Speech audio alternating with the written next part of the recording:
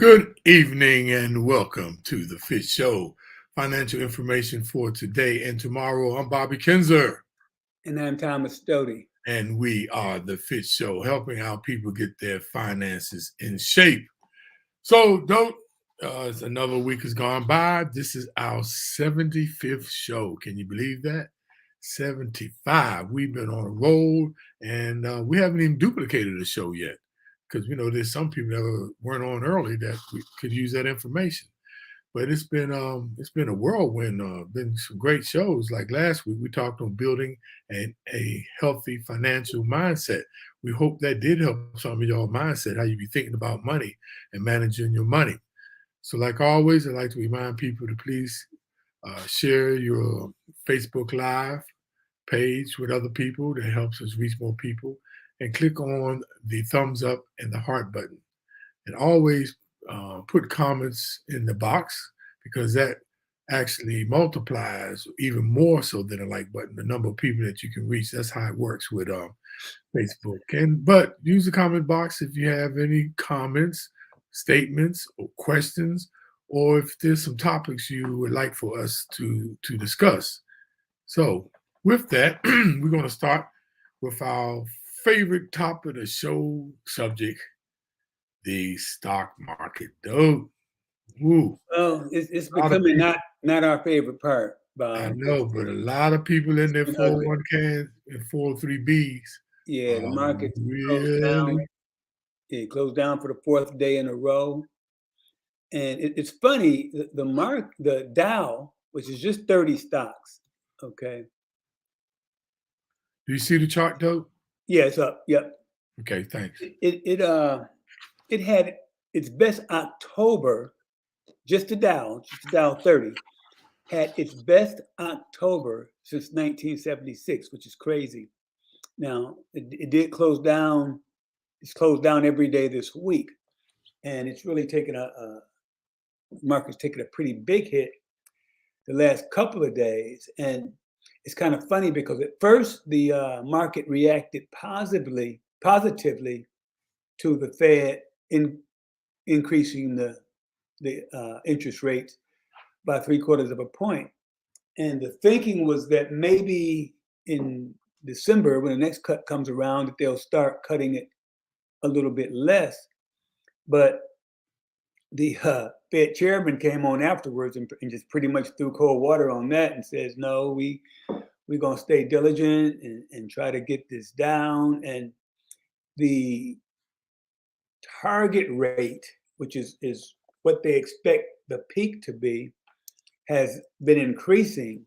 And now it's up over 5%. I think back in August, they were expecting the peak to be around 4%, but it's up around 5% now. And so as interest rates go up, of course, the treasury yields go up, and which gives people other options for their money as opposed to the stock market. And it also makes the dollar stronger because inflation is happening all over the world, and the dollar is pretty much the world's currency. I think 40% of all transactions in the world are done in dollars, whether the U.S. is involved or not. And so as the dollar becomes stronger, that makes it cheaper for us to buy exported items, but it makes it more expensive for the rest of the world to buy our stuff. And so many companies are multinational nowadays, and they sell a lot overseas. And so when they convert that back to dollars, they'll see a loss, a currency loss.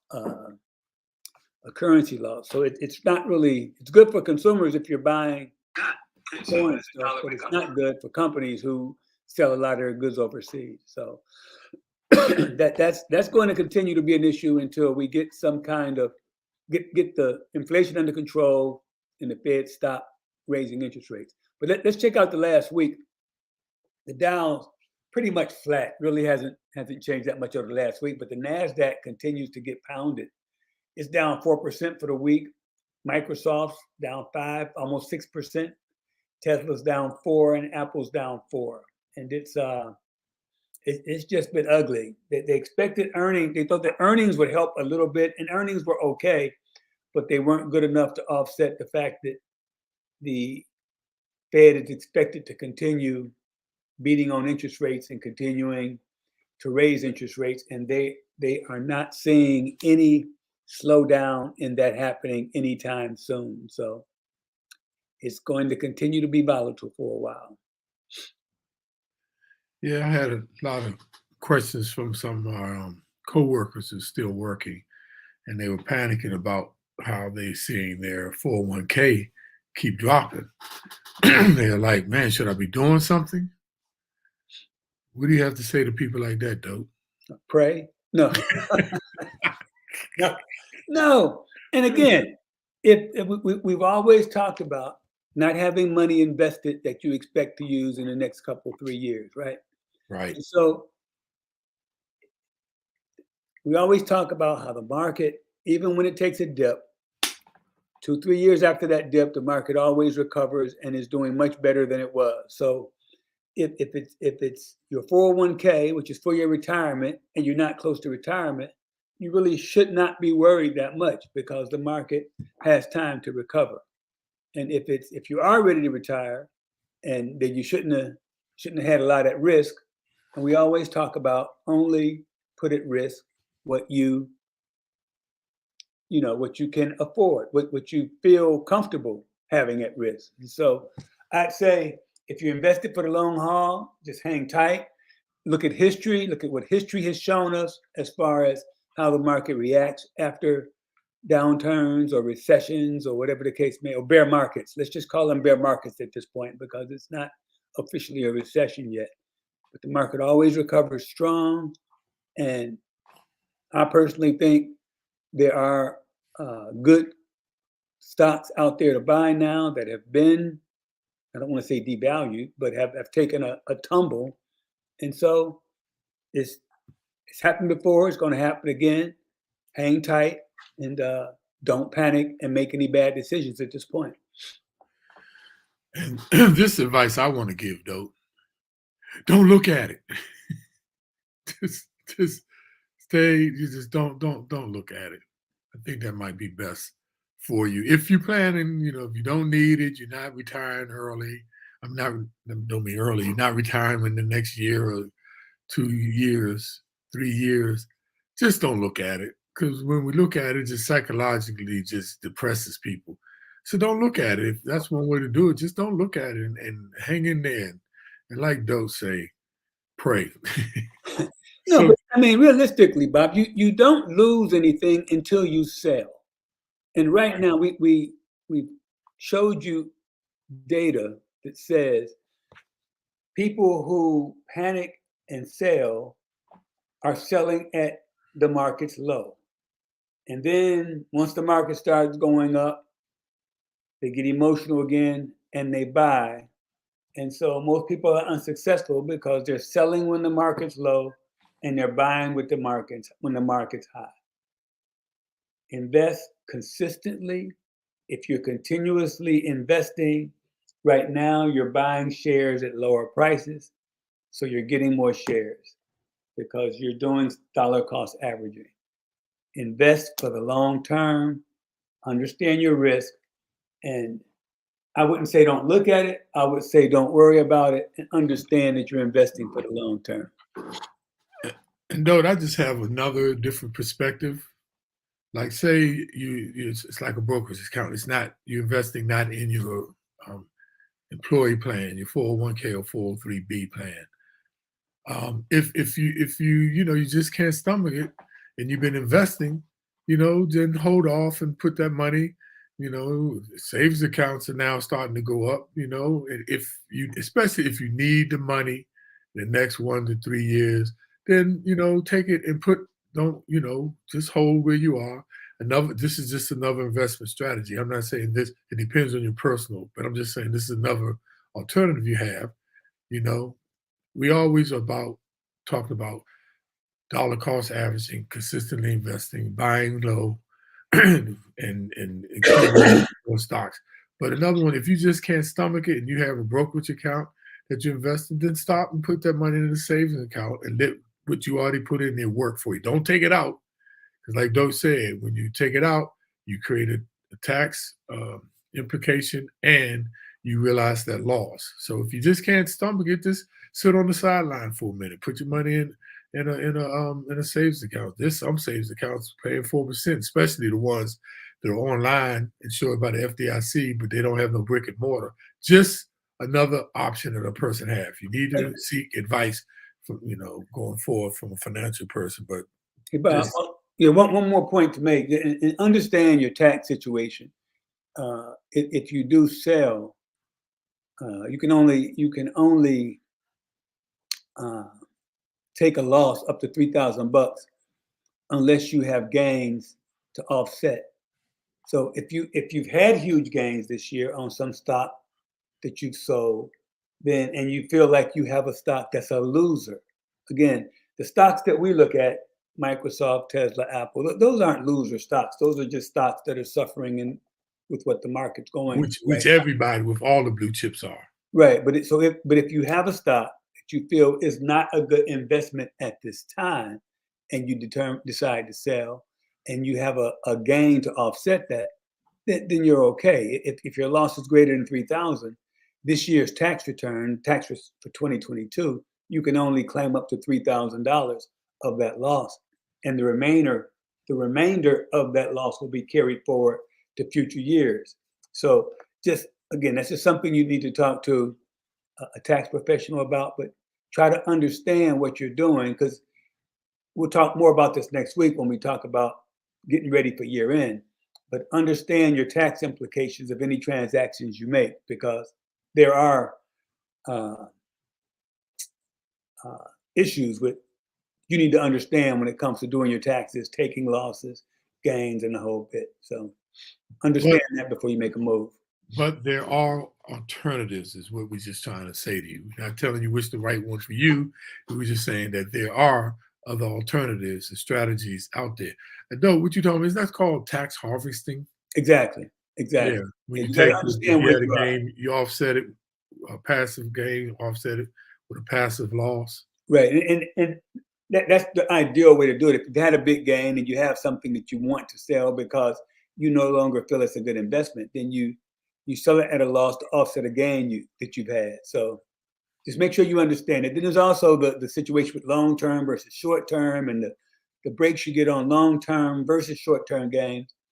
Again, this is something that you need to talk to a tax professional about to make sure you are minimizing your tax bill, but and maximizing your gains. So, and we're going to talk about some of this next week, because next week, get prepared, y'all. We're going to talk about your year-end checklist for your financial management purposes next week. So get your questions together and put them out there in the comment box next week. And we're going to talk a little bit more about tax harvesting and other things like that. No, I'm going to talk about my favorite subject, cryptocurrency market.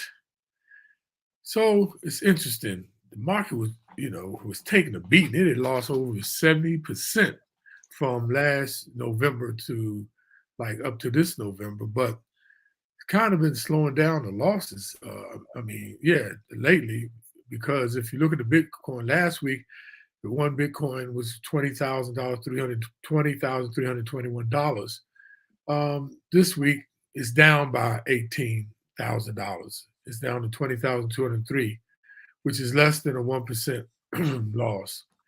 Now, Ethereum, that's what they call the smart contracts, which is supposed to be a little bit better structured because it has actually a physical contract on it. They call them smart contracts.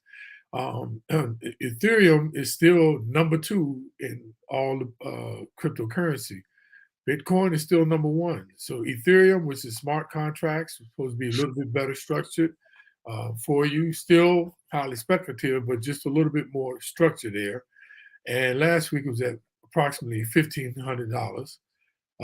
Today's up $27 per cryptocurrency at 1,527, about 0.02% increase. Then you have which is Tether, and Tether is actually the number 3, if I remember correctly. Yeah, Tether is literally the number 3 cryptocurrency, and that's what they call a stable coin, which is, for every one Tether cryptocurrency in Tether, they depose it back with $1. Now, some people say you really need to check that because some companies are not totally backing it with $1, but they are backing it with some kind of asset.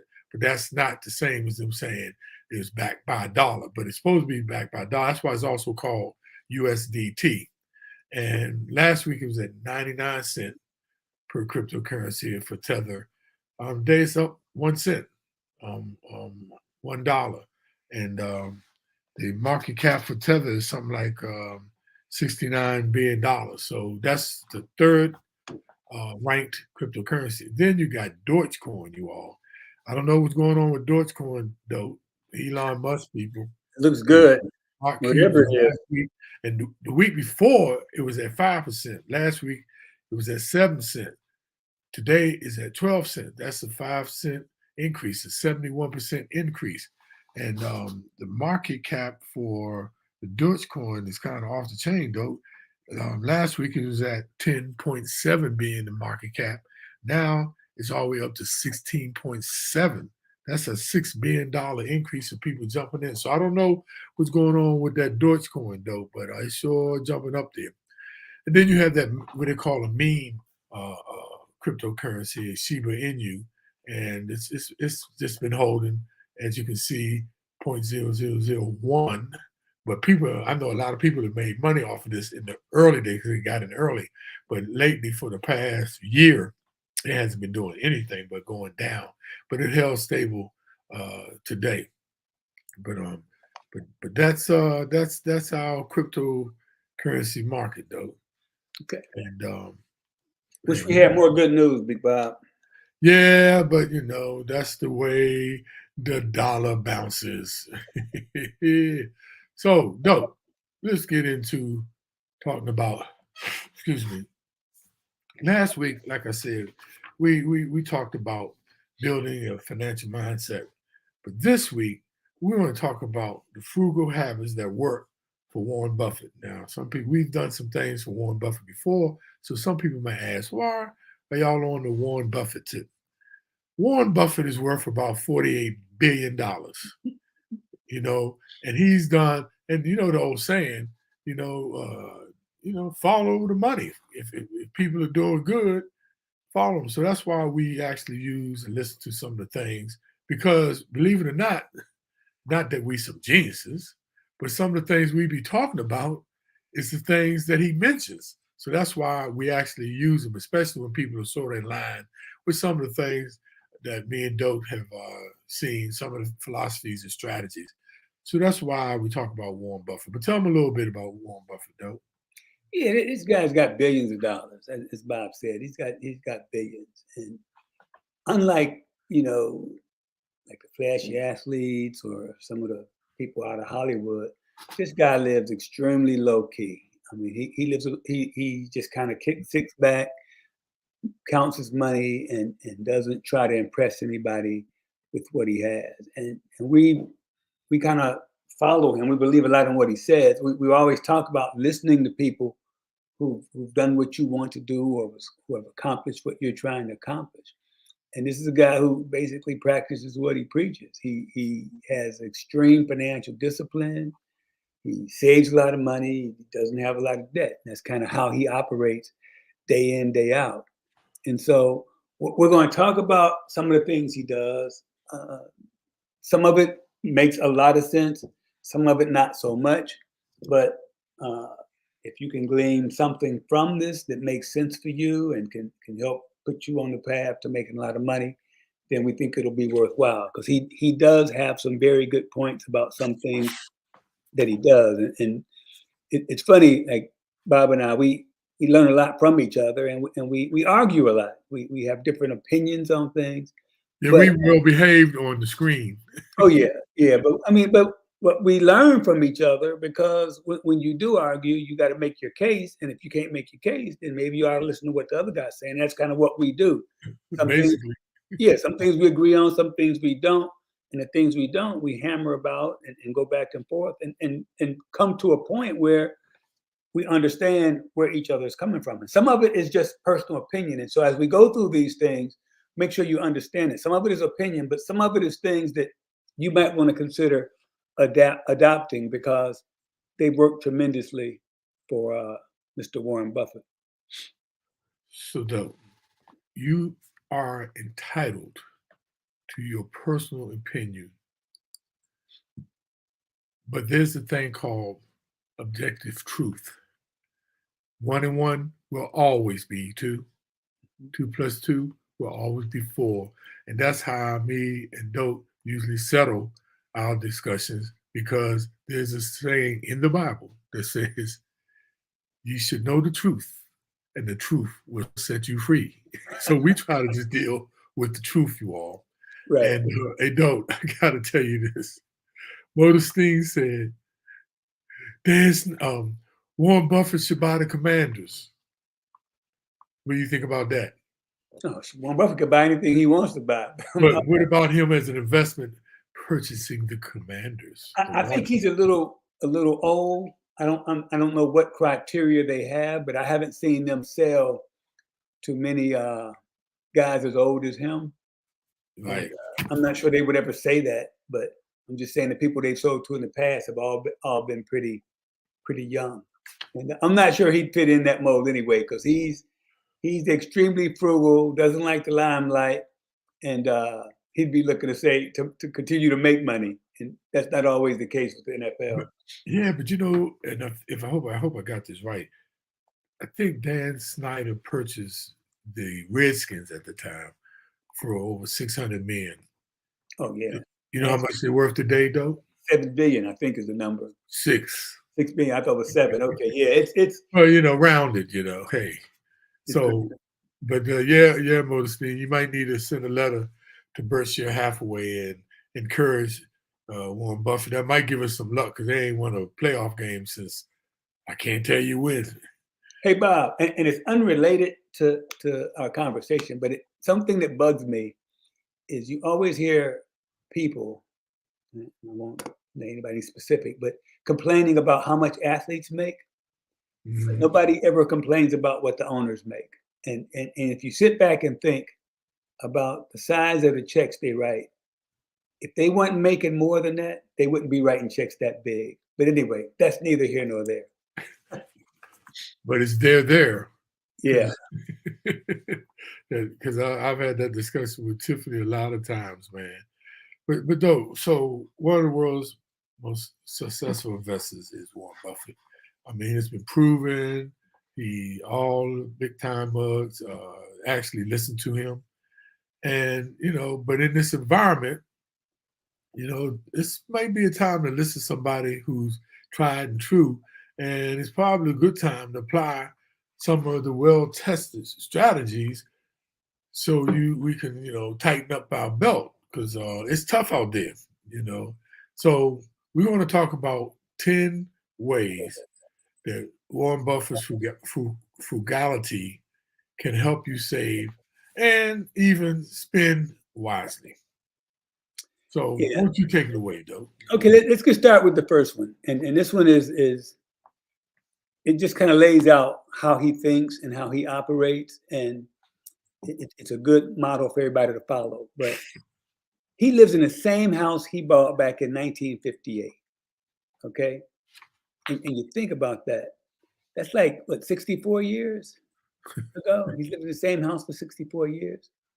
And, you know, many billionaires buy, you know, bulk up on expensive real estate. He paid $31,000 for this home back in 58. And that's about $318,000 in today's money. So pretty modest price.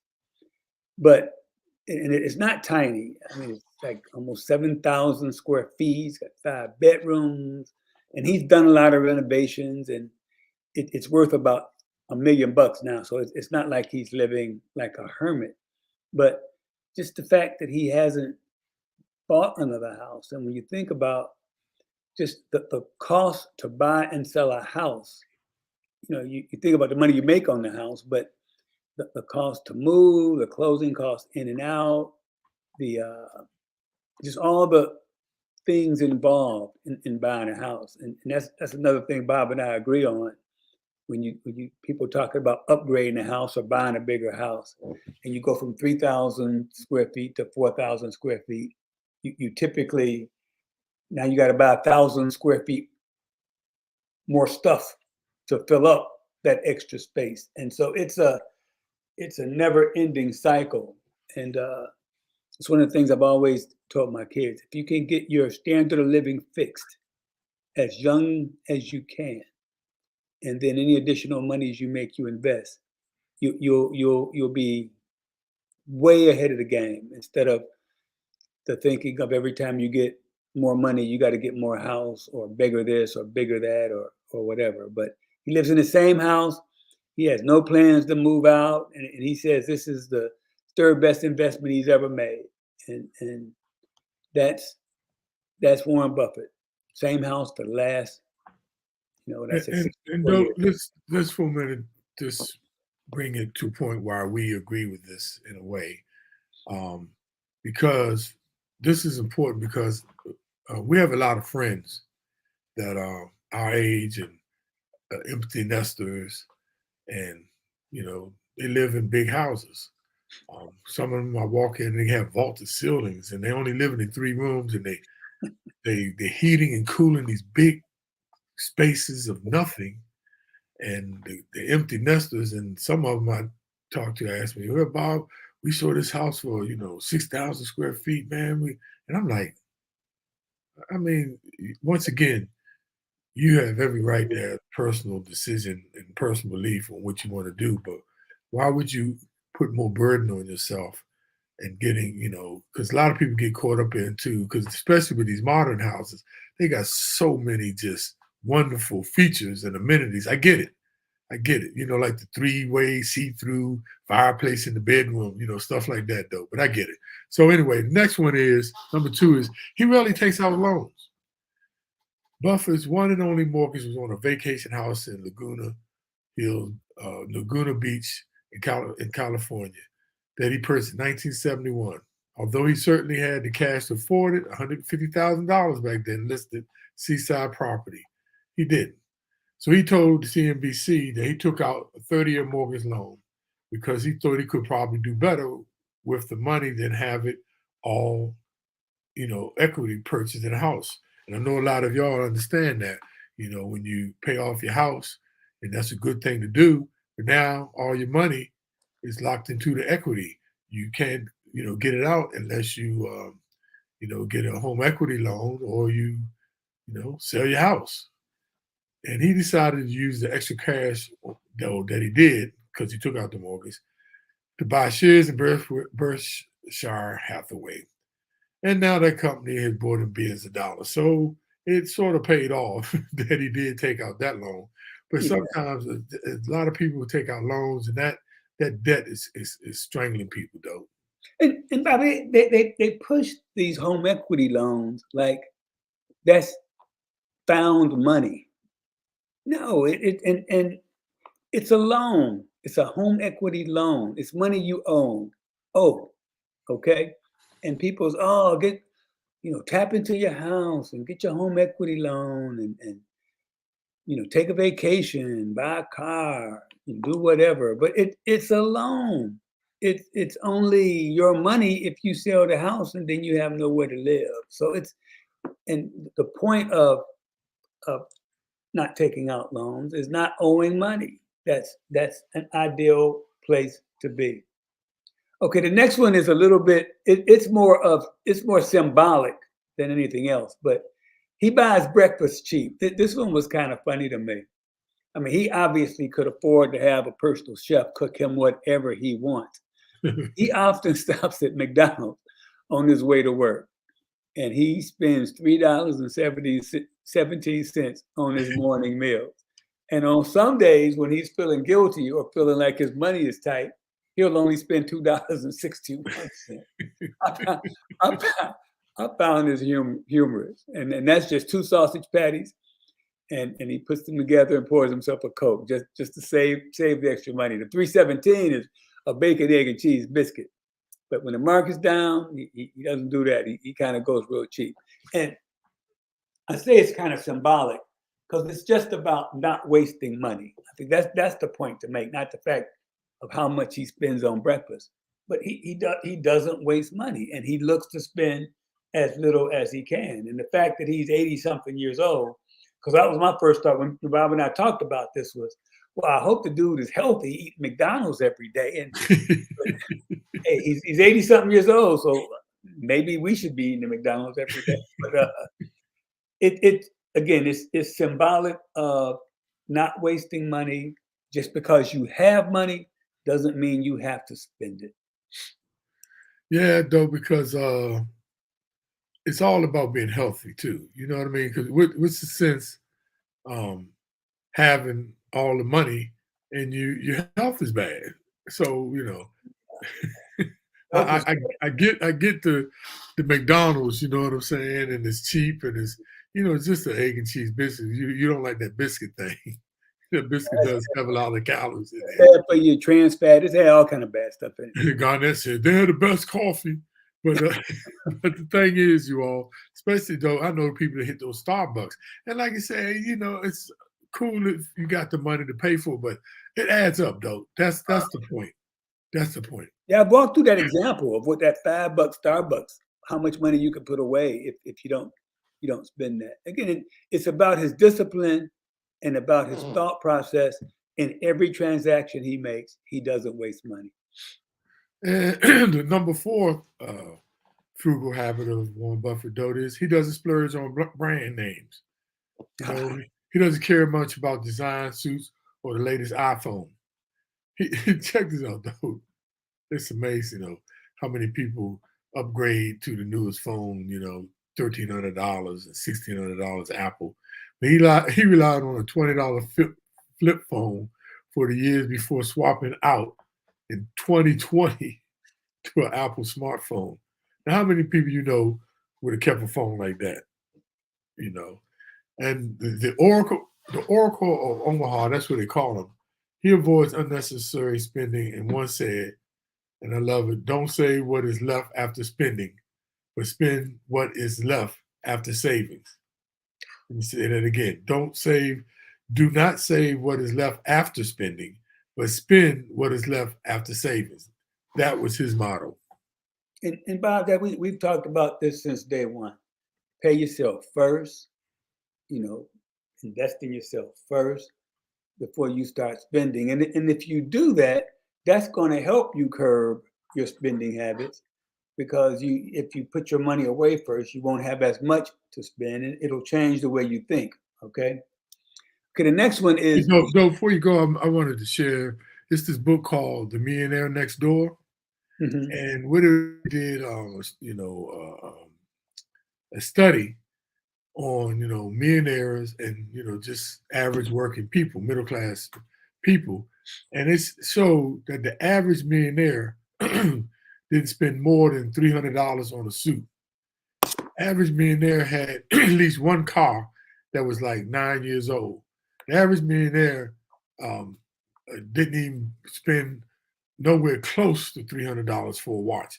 But all the other people, like, just middle class people, everyday white collar workers, they were spending, $500 on watches, $600,000 on suits. So anyway, I just wanted to mention that. The Millionaire Next Door, great book.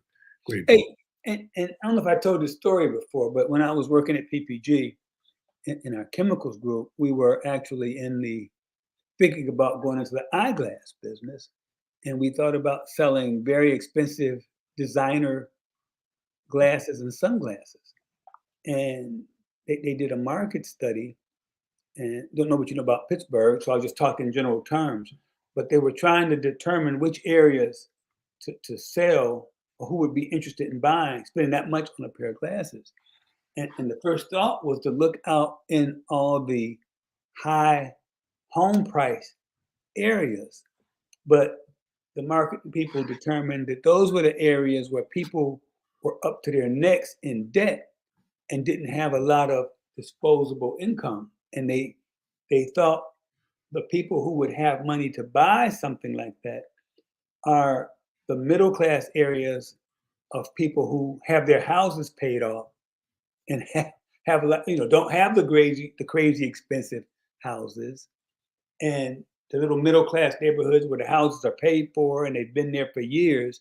Those people have an extraordinary amount of disposable income, and that kind of opened your eyes to what Bob was just talking about, and not spending money on brands. But the thing to keep in mind there too, and we wanted to make sure we make this point. We're not saying don't pay for value. We're not saying buy cheap stuff, because cheap stuff we're out and you end up buying it, spending more and more on that cheap stuff if you don't buy value. It's okay to pay for value, but don't pay for things just because the brand name on it. What was the example you used, Bob, was the purses, which don't really bring any extra value, but they got the Louis Vuitton or whatever some of the other Coach. The other famous names on. They don't really add any value, but you're just paying for a brand. But it's, for example, Lululemon workout clothes are very, very expensive, but they don't wear out. They do not wear out. They last forever. So Dope, guess what I did? What's that? I tried to, split the difference, because the Coach bags were pretty the fad, and Tiffany she wanted a Coach bag, so I went and bought her assistant Coach. Okay, we're gonna pretend we didn't hear that. She didn't like it too much. Yeah, I bet she didn't. But again, we're not saying don't invest in value or don't buy value. Good quality sometimes costs money. Just don't pay for a name. Okay, the next item, number 5, he doesn't invest with borrowed funds, and that's a risk issue. That's borrowing money and then invest, which in effect you're doing is borrowing money and putting it at risk. And so I think he did it once before, but he doesn't do that anymore. And I don't do it. I wouldn't recommend it, only because, again, it's borrowed and you're putting it in something that's risky. So you have a chance to lose that money and you still owe whatever it is you borrowed. And even skilled stock traders don't do that and do well. So it's another thing he doesn't do, and that's one I follow 100%.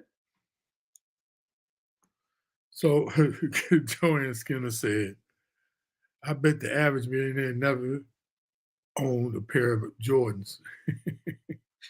You might be right, Joanne. I think she is. So number 6, though, he buys marked down cars. Now, many billionaires and millionaires keep a collection of fancy sport cars and vintage automobiles in their garage, but it is alleged that he prefers fixed up automobiles he can acquire at reduced prices. Now, this dude, man, God, he's so frugal, man. Good gracious. He upgraded his 2006 Cadillac DTS to a Cadillac X2S. Now, that's my sister Linda. She loves those Cadillacs. And he upgraded it for just $45,000. He got a Cadillac XTS. And that was 2014. So the truth is, he said he only drives about 3,500 miles. So why buy a new car where he, drives very infrequently? Makes sense. Yeah, and he ain't trying to impress nobody. That's for sure. And I think that's the reason a lot of people buy very, very nice cars.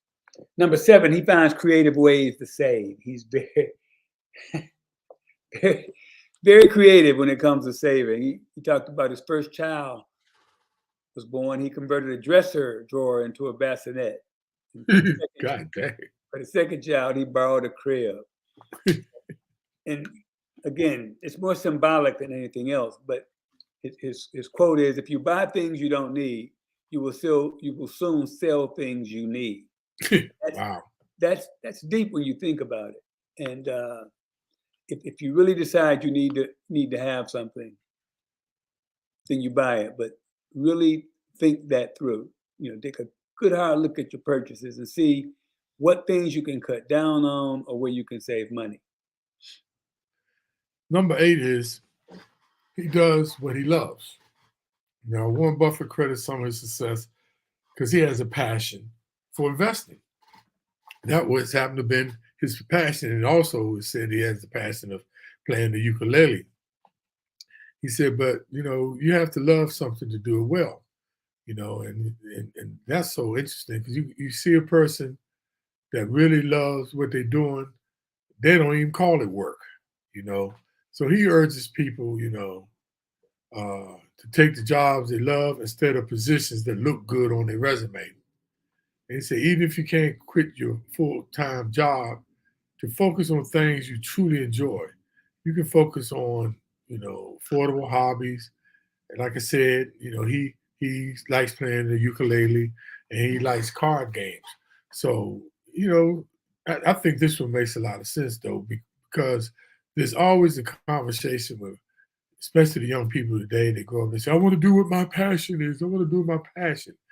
And that's fine, but you also need to look at the financial consequences of some of the things you choose. Because if you want a certain lifestyle, you might want to try to find something else that you're passionate in that will be able to fund your loans and give you a decent life to live, so you don't have to live in a hoopty and an efficiency.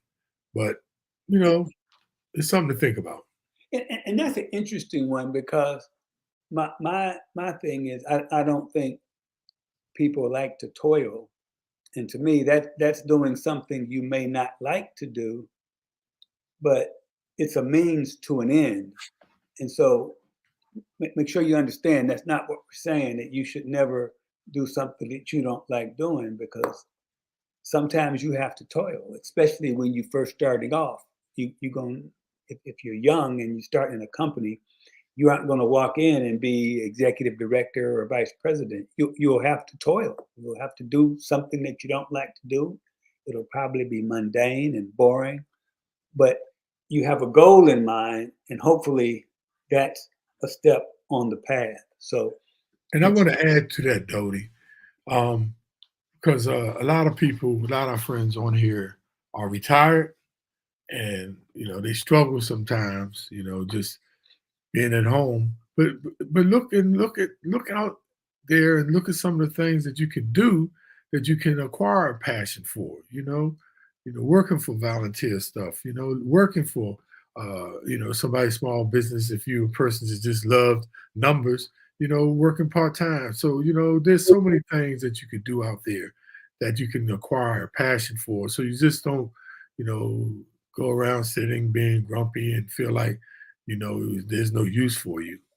But please consider I'm doing something I like, got a passion for. I like talking about money.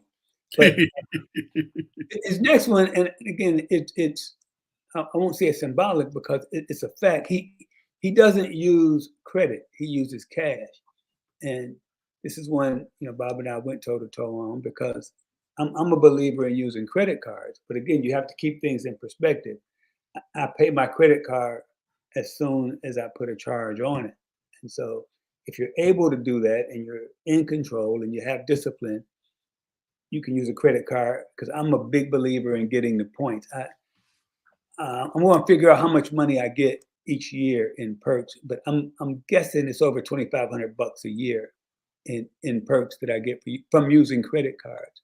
But if maybe he knows himself and he knows he's not able to control his spending or whatever the case may be, but he doesn't use credit cards. He prefers paying in cash. That's his personal preference. They say he uses cash 98% of the time. If he's in a restaurant, he'll pay cash. He says it's just easier. And that may sound a bit old school, but it's a good way to be disciplined. He gets to keep track of how his money's spent, and that works for him. And it's like everything else we talk about. You got to find what works for you. For me, using cards, getting perks, paying it off when I get the bill, or paying it off when I make the charge, not when I get the bill. That works for me. But if you're struggling to pay off your credit card, you might consider putting that credit card up and going to cash, okay? And getting a consolidation loan with a low interest rate, paying that credit card off, and get to using cash until you're in a position to use credit cards effectively. As we always say, use credit instead of having credit use you. and you got to be disciplined, because if you're not disciplined, the credit card thing's not going to work for you. But if you discipline, new philosophy going against the traditional way is to use credit more often, because you can get these reward points. And like we've told you, not only does he get that amount each year, but it's also tax free. But I just want to say to you, I just want to say this to you: a lot of problems that people get into with debt, who are not disciplined with tracking their money and paying it off, within the 30 days. And why I said 30-day cycle, because now some of the credit cards it's 28-day cycles, and you think staying within the cycle on the 29th day. But this is the thing: a lot of people who have kids in college, they let them use credit cards, and that's what happens a lot of times. It builds up so fast, because when you use a credit card, it's just intuitively, it's just so much easier to pay for things. And kids are paying for like the pizzas and the movies that they at, and I don't mind, by paying for supplies, but they're using it for everything. They're using it for everything. And sometimes that's what gets you in trouble. That's why they say you should go to the store with just cash, because that credit card, you ended up be buying stuff that you didn't even go in there for. Yeah, you lose track, Bob, of what you're spending if you're not disciplined. You're not keeping track of how much you have, so you don't overspend. Yeah. So that's what I'm saying. One of the things, just be careful with letting your kids use it and yourself using the credit all the time. Because if you're not disciplined, you need to go to cash, okay? Because that'll slow you behind down, that's for sure. No, the last thing is Warren Buffett still clips coupons. And now, because of modern technology, you don't have to clip them out the newspaper. It's electronic things that you go out there and get the discounts now. And he even took his buddy, Bill Gates, he treated him. They were out in California together. He treated him to McDonald's. And when he got there, he pulled out coupons. Bill Gates looked at him like, for real, Warren? But coupons, and I know a lot of you still, I know my sisters use those coupons, and that's good. It works. And I know you do that too, don't you? Yeah, I'm crazy. I'm crazy coupon. And it's not just coupons, but it's like, went to dinner, went to Ruth Chris, and I saw where they were offering a $80 gift card for $50. So, I bought a couple of those. So you get $30. That's a $30 discount. And it's not just coupons. It's buying summer clothes at the end of the season. The stores act like the summer isn't coming next year, but summer's coming next year. Now, obviously, I'm not a fashion person, so I'm not concerned about next year's fashion. But there's certain things that, like workout clothes, I don't wait till I need workout clothes. I buy them when they're on sale. It's all a way of looking at things, is to minimize how much you spend. Buying your winter stuff at the end of the winter instead of at the beginning of the winter when it's regular price. Wait till it's on sale at the end of the year. That's just kind of how I operate. Another way, though, with even Christmas presents, if you wait until after Christmas, which some people just don't want to do because of the symbolic, ceremony of Christmas. But if you just wait after Christmas, between the 26th and the 1st of January, things are so much cheaper. Just you wait a few more days. The other one, though, I was looking at the Halloween candy that was $12. Halloween Pass, the same candy was for $3. Yeah. And so again, it's seasonal things. And looking for sales and being disciplined, and you see something that you're gonna need, it doesn't, and it's something that doesn't spoil. I got now a closet full of paper towels because they were on sale, and I know they don't spoil, so you stock up when stuff is cheap. Yeah, I mean toilet paper. Because I know everybody need toilet paper in my house. Tiffany, I thought she bought a whole supply for the daggone army. But so look, though, so Modestine said, put a limit on the kids' credit cards. If you do have them in school using it, put a limit on the cards. That's pretty good. And that really make sure they understand what they're spending. They should be on a budget. They should know how much they could spend. Right. To get them thinking about being on a budget. You don't want them to have a credit card, and because after a while, that credit card becomes like it becomes money, and you think it's endless and there's no limit. But you have to teach them that there is a budget, that the bill is going to come, and that there's not an unlimited amount of cash to pay that bill. Modestine says, start buying Christmas gifts in August. That's a good one. And she also commented on doing the things that you love. She said that she likes helping seniors. So there you go. That's pretty cool. That's good, Modestine. So let's go to the summary and takeaways. Let's go to the video. Let's sum it up, Dope. Got the first one. You don't have to be frugal with all things. Dope said that early on. We're not saying you have to act and live like a pauper, live like you on a daggone desert island in rags. But you don't have to be frugal with everything. But you should be with the things that you can. That's the key. That's the key. You know, a lot of things we say are like benchmarks or measurement points, you know, our averages. So yes, we want you to be frugal, but you know, just be frugal in the things that you can. Yeah, and try to make good decisions in every part of your life. Okay, and in everything you do, look at it as a financial decision and try to minimize how much you pay and maximize how much you get. And you can do that in every transaction you make. You can find when the best time to buy it, when is the best season to buy it, you know, what's the best way to pay for it. All those things that optimize your value and minimize your cost. Next one is very important, though. Pay for value, but not for the name. That's the part where Warren Buffett was talking about he doesn't buy brand name things. And I know y'all like nice stuff, but really think about it. If you're trying to really save for retirement and save for your child's education and save for those trips you want to take afterwards, those brand names cost. So, you know, be careful. And we're not saying you can't have no brand names because there's no question. And I had to learn this the hard way. When I spent money on a quality suit, you know, a quality suit, it lasted longer than when I paid for some of these other, which I thought was cheaper suits. So you got to be careful. You got to use discretionary decision making when you purchasing things, but pay for the value, not for the name. We have no problem with you paying premium cost if it's something valuable because it usually lasts longer. It usually wears better. I mean, as far as wear and tear. And if you could teach kids one thing as they start off, and it would be item number 4.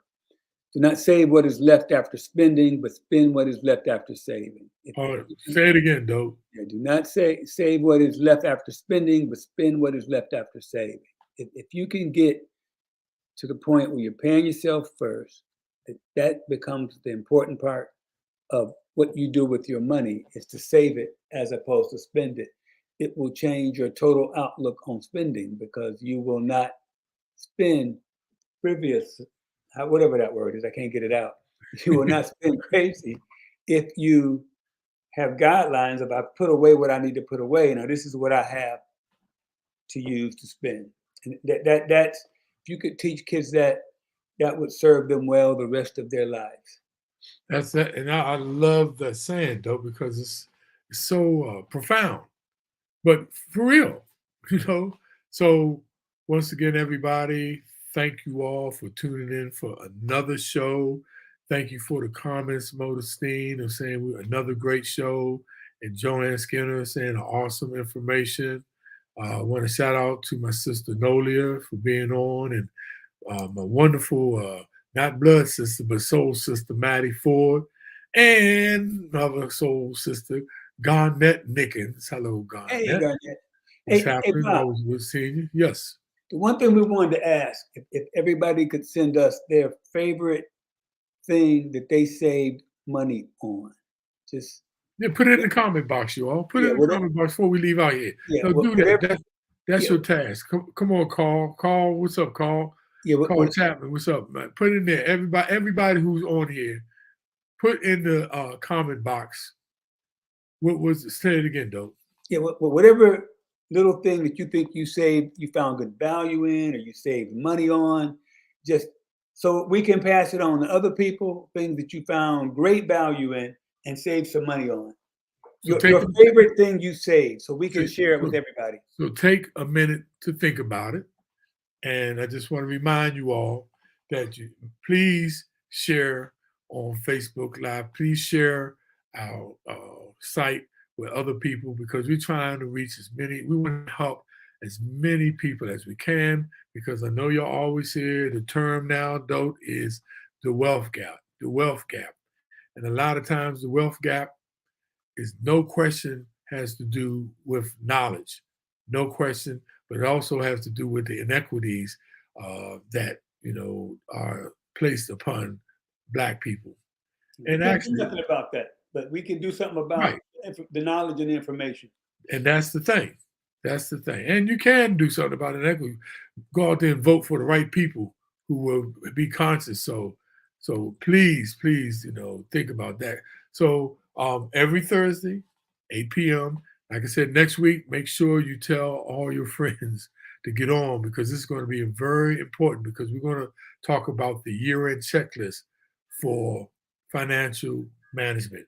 It's very important, y'all, because there's a lot of things that people be overlooking, and we try to cover those in this session, and we're doing it early enough so you have time to put some of that stuff in place because some of these things are time sensitive if you want to take advantage of them before December the 31st. So make sure y'all tune in next week. We're going to be doing the year-end checklist. We did that last year. We got a lot of great comments about that. So Garnett says, I have learned to use a shopping list and stick to it when shopping for anything. That's a very good one. That's a good one, Garnett. That's a good one because my daughter was telling me about just her school. I was asking, how are you doing with managing? And Stacey said, well, I actually make a schedule, which is also like having a plan. She said, I make a schedule of the whole week of all the stuff I'm doing. And that way I can stay on top of things. And I'm like, oh, okay, that's good. So that's good. That's good, Garnett, because a lot of people don't. They just go into the stores and, and buy one thing. And then you know what they do with the stores, like Target, Walmart, even Giant. They put all the for sale things right in, that the things they couldn't get rid of. They mark them down. They put them right there in front of the store when you walk in, 30%. An impulse thing, things that you buy on impulse, they put right where you can reach them. If you stick to your list, you're going to spend less money than if you don't have a list, guaranteed. That's a good one. That's a real good one. That's a good one. So I don't see anybody else putting anything out there. Oh, here we come. Mo, I was wondering where you were, Modestine. She said, plan my menu for the week. Oh. That's another good one. That's how many people do that? I know I don't plan. That's going to help you health-wise because very few people are going to plan to eat an unhealthy meal. And you typically don't plan to that. You typically do that impulsively because you didn't plan, you don't have nothing to eat, and usually garbage is easier to get than a healthy meal. So that's another point. In fact, I know some people, because they didn't plan, they mess around and stop and get some chicken fries from Burger King and a double Burger King Whopper with cheese. So you're right. Don't you? Then are there any secrets in this show? Are there any secrets in this show? Okay, I won't tell that you're that person, but I'm not gonna tell. I'm not gonna tell. There's many people in jail right now because of that. Oh, Garnett said, "Yep, cook." Oh, she cooked for the week. She cooks. Yeah, that's a good one. Because Tiffany does that, a lot of times. Cook for the week. That's can save you a lot of money. That can save you a lot of money. So anyway, we at the hour dope. Thank everybody for tuning in. Make sure you go out there and subscribe if you're on YouTube. And please, y'all, share this information. We can't say it enough. Don't hold it for yourself because so many people right now in need, and in the times that we're in right now, it's all about. Remember, I said before, dope. If you're in a rut, don't get a shovel, get a ladder. So, ladies and gentlemen, we'll see you next week. Same back channel, same back place. Dope. Any more closing remarks before you go, bud? Nope. Hope things get better. Oh, got another comment. My sister Nola said, co-sign, close, and make money. Consignment. That's what she said. Yeah. And that one, you're going to make money. That's my sister. She's a frugal one. All right, you all. We love you all and we look forward to seeing you next week. Have a